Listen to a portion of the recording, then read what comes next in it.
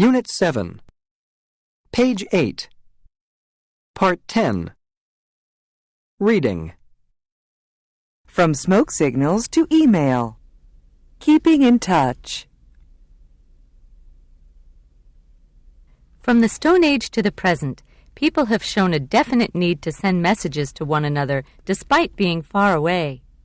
In 1084 BC, a chain of fires on mountaintops was used to relate the news of the fall of Troy to people in Greece.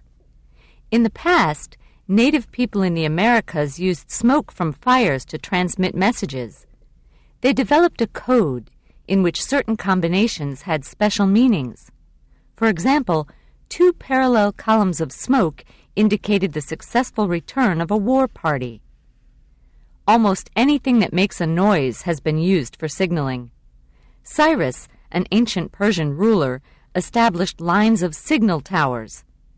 At each one, people with powerful voices shouted a message to the next tower.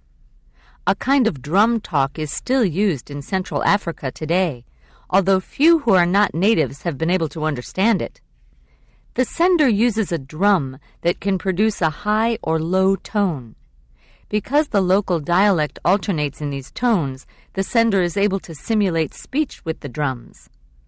In modern times, people have communicated by letter, telegraph, and telephone, but no one method has become as widespread as quickly as the use of email.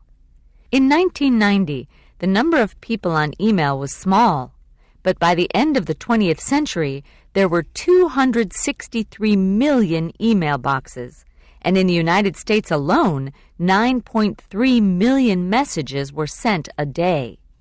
And email use is expected to increase by 15 to 25% a year.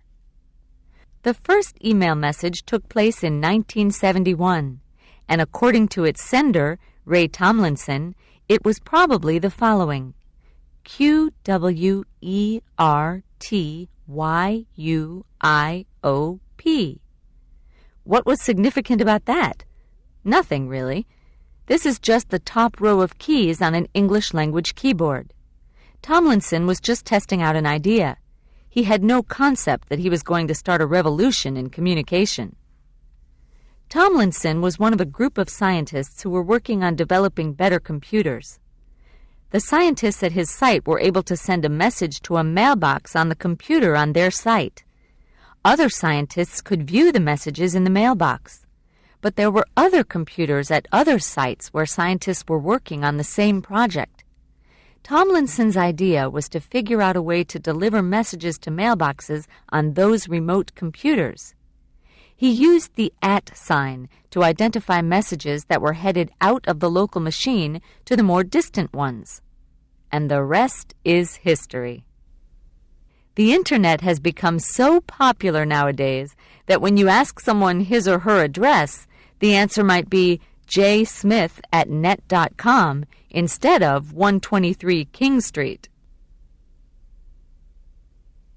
End of Unit 7.